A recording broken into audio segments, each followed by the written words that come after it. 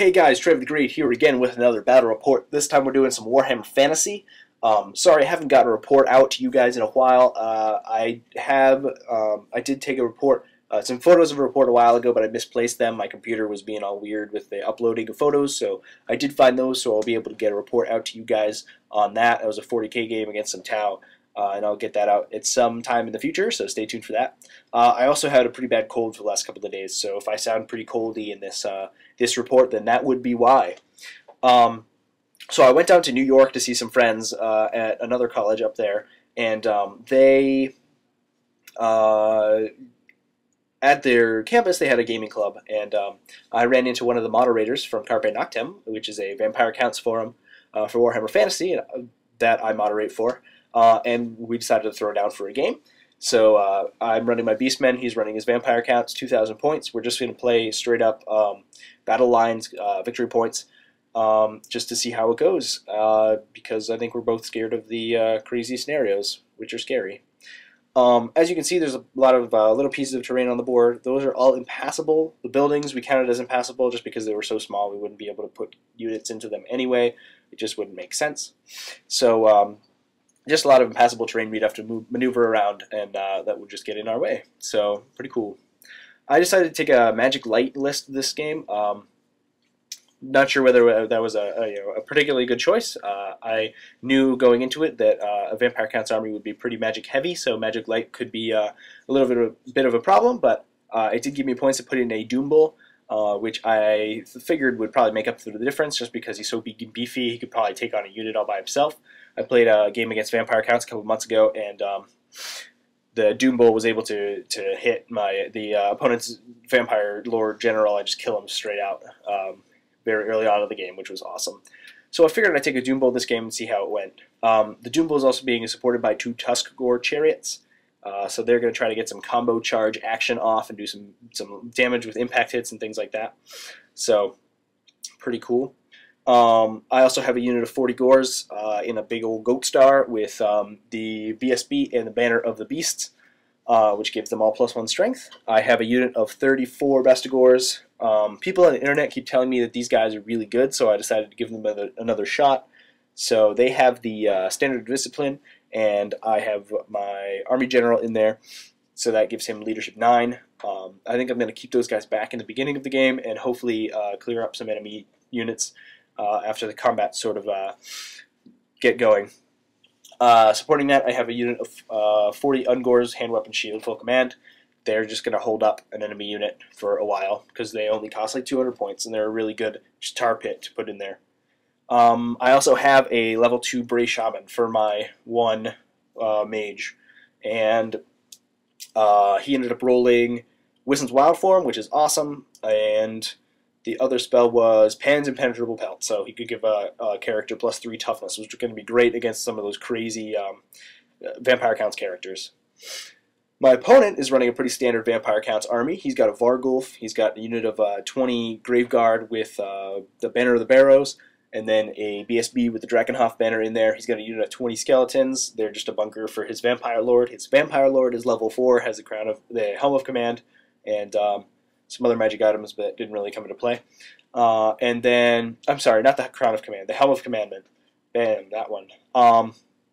And then he has a unit of 40 ghouls in a horde, and he has a unit of 8 Black Knights just to be a flanking force. So this is the setup. We pretty much deployed across from each other, our big hordes across from each other, and I'm hopefully going to put the Gorbel and the Doom Bull and his 2 chariots into the Graveguard, try to kill them, and then either take on that Vargulf or move around and be able to engage my opponent's bunker with his Vampire Lord in there. So we'll see how that goes. Stay tuned. Okay, here's a photo of the bottom of turn 2. Turn 1 was pretty eventful, pretty uneventful. Both armies just basically moved up, so it was pretty boring. I didn't take a photo. My opponent did cast Wind of Undeath on turn 1 and took a couple wounds off units, several units of mine, and ended up putting a Spirit Host right in the middle of the field. On my turn 2, I decided to charge the Spirit Host because I was going to move my Gores up and try to put some pressure on my opponent's units very early on anyway. although my Gores hit it and killed it in combat res pretty easily, and then rolled I decided not to overrun because I figured they would just get a couple inches up in the field, and a couple inches of extra movement is not a bad thing. But they ended up rolling, I think, a 10 for the overrun and hitting the ghoul horde. So I didn't exactly want them to do that. They got into combat with that unit a little too early, so that was unfortunate. But what can you do? I also charged my 2 Tuskor chariots and the Doombull into the Graveguard. Now, one of the Tuskor chariots was out. Out of charge arc, he wasn't able to fit his base into the space that the frontage of the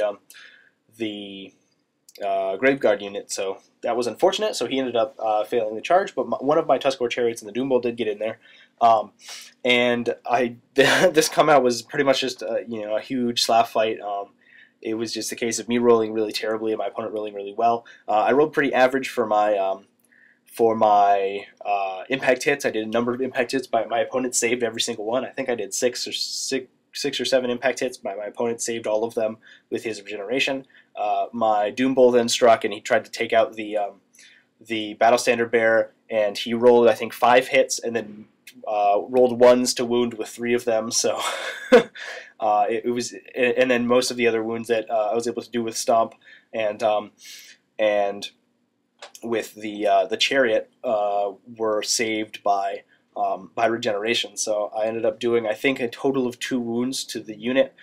Not exactly what I was expecting, and that caused my Doombull and the chariot to run. The chariot was run down by the unit, but the Doombull did get away. So that was really unfortunate, and that pretty much spelled the end of the game for me because I lost a number of points in that combat right there. But it was just some bad rolling. So what can you do again? Other than that, the Black Knights charged into the Ungors and just got stuck up, and not much happened there. So things are not looking too good. The Vargulf also charged the Tuskor chariot that had failed its charge, and I believe killed it in one round of combat. Not too unexpected. But yeah, so things falling apart pretty quickly. So let's see what happens.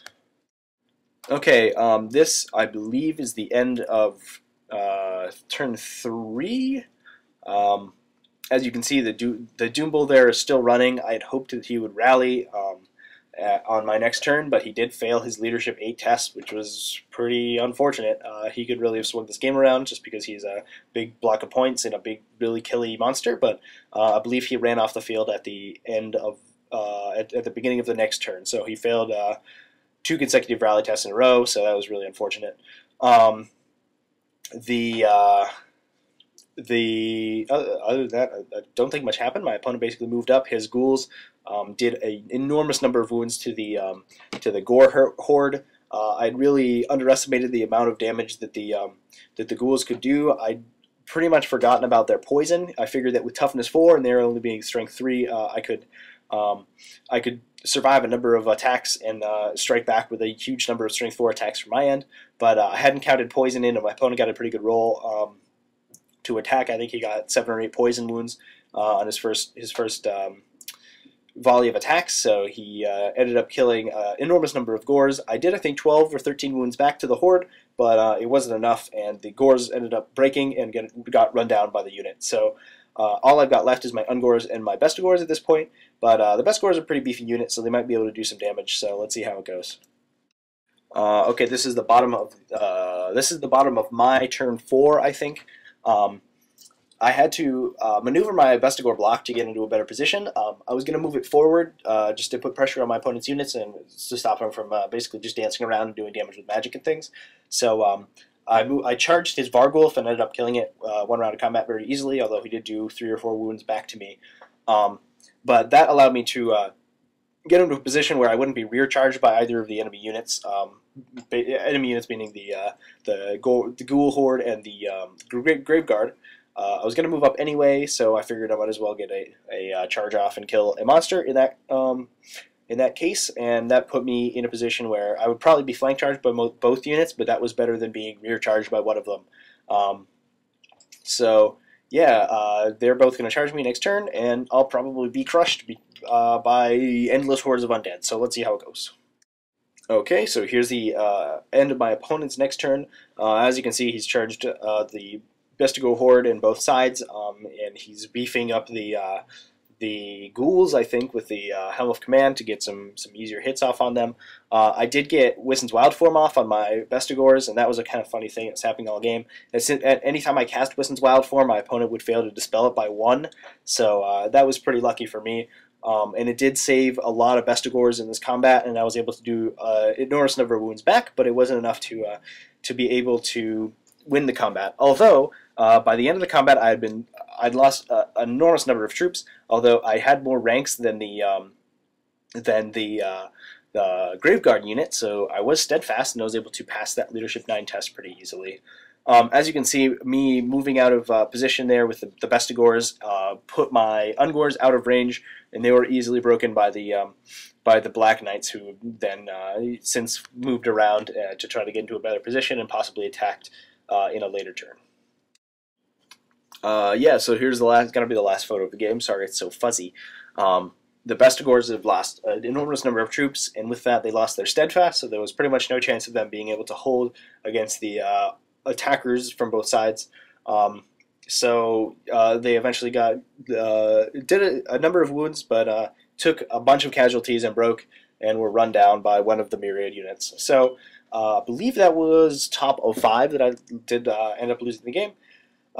Good game to my opponent. Obviously, I did make a number of mistakes there. The Doombull and the Tuskor Chariot rolling really terribly, and my opponent rolling really well, really swung the game. I would have been able to, I hoped to win that combat at least, possibly kill the BSB, which would have allowed me to kill the Graveguard within the next couple of rounds, and then move around and put some pressure on my opponent's general. That obviously didn't happen, although I did make some other mistakes in the game. Taking a Magic Light list against this army was a really bad idea. I think if I'd taken more combat blocks and buffed them up with Wissen's Wild Form and things, it would have done a lot better rather than try to get some combo charges off and do damage like that. So I also underestimated the amount of damage that the Ghoul Horde could do, and that was a huge error on my part, because without armor, those Gores go down to poison really, really quickly.